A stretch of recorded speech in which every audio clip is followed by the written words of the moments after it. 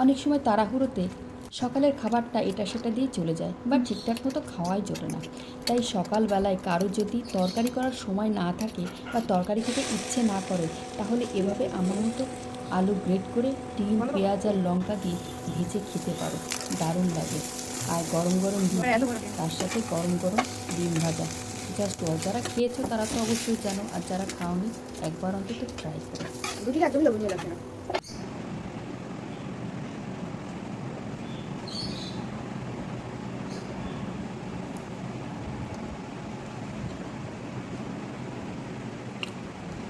সবাই একটু খেয়ে দেখবে, এরকম আলু দিয়ে আলু গ্রেট করে ডিমের সাথে গুলিয়ে কাঁচা লঙ্কা পেঁয়াজ দিয়ে বেশি করে সকালবেলা ডিম ভাজা আর রুটি, দারুণ শর্টকাটে করা। যাদের সময় হাতে নেই তাদের জন্য এটা।